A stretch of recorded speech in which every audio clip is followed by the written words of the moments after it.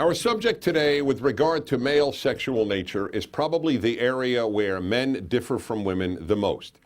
In fact, the difference is so great that it's probably impossible. No, not probably.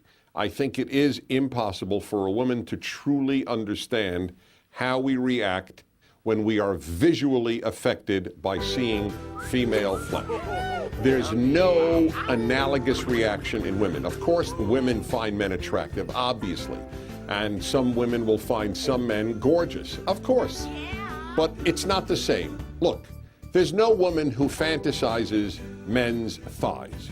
All right, let's be honest.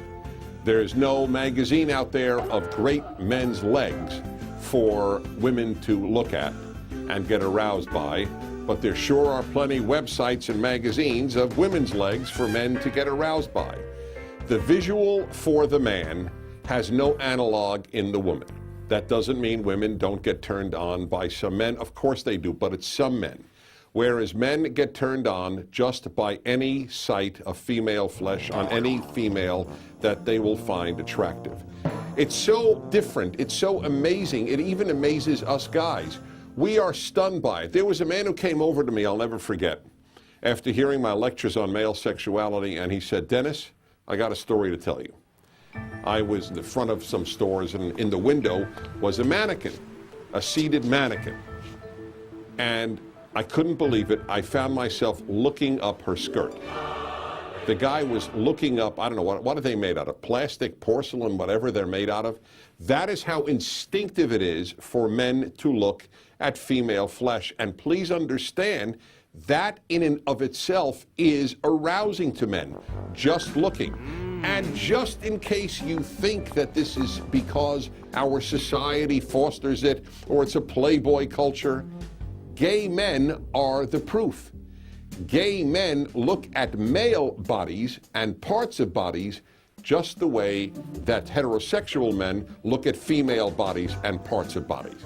That's the proof that it's built into male, that whatever is the object of our desire, male or female, just seeing is stimulating. As I keep saying, there's no analog among women. That's why girls should know, high school, college girls, what they often call, "Oh, isn't that attractive?" is in fact very possibly attractive, but men don't start thinking, "Oh, that's really attractive." They think, "Wow, that's sexy," meaning it arouses, it stimulates. That's what it does.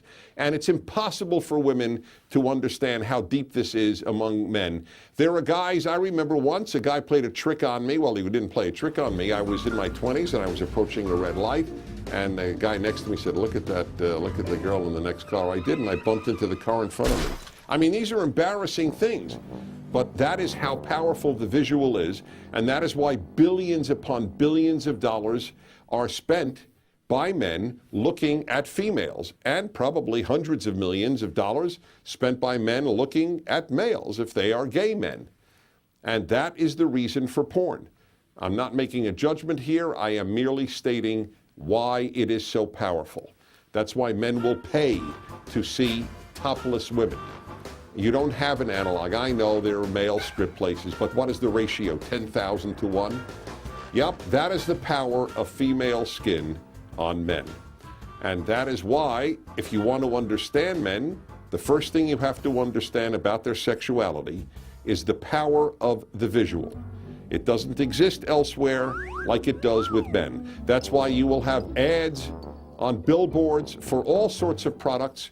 I'll never forget one for a tequila, where you just saw her legs and the bottles of the tequila. And that was it.